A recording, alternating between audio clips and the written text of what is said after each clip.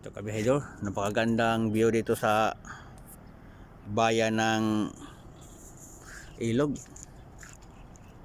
So napakalawak ng katubhan nila to. Asinda. Saan ka pa? Sus.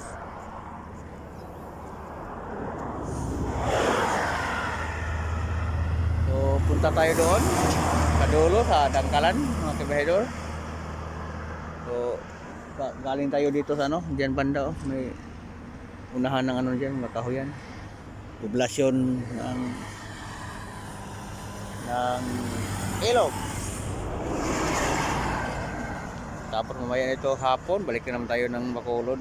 Yan lang buhay natin, balik-balik lang talaga.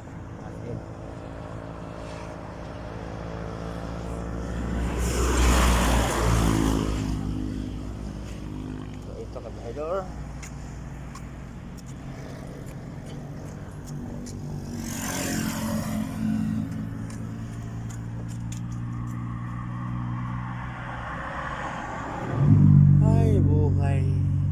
Naantok ako habang nag-drive. Kaya ang ginawa ko, kuminta muna ako dito para mag-relax. Iniisip ko, sinusunog kasi nila yung mga tubo.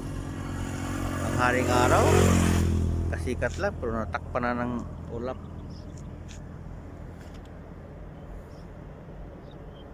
Grabe no, ilang hektarya kaya itong ano, mga katubhan nila dito. Ang lapad, mga kabihedor. Hindi mo ano, ang super ganda talaga na ano dito, paningin ko.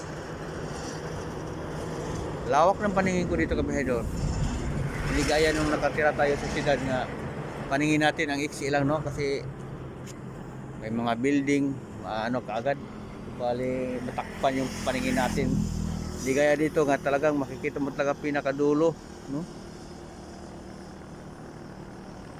Kasi sa siyudad yan ako, lalo na pag na-assign ka na sa hotel, ayun lang talaga makita mo palagi, pader, mga wall ng building, ayun lang makikita.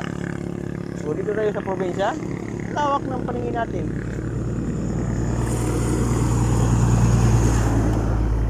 Ito naman daan na ito, kabihedor, papuntang Kabangkalan City. Diba? So, ito ang bayan ng Ilog. Nag-relax mo ng kabihedor, tingin mo na sa daan. Thank you for watching.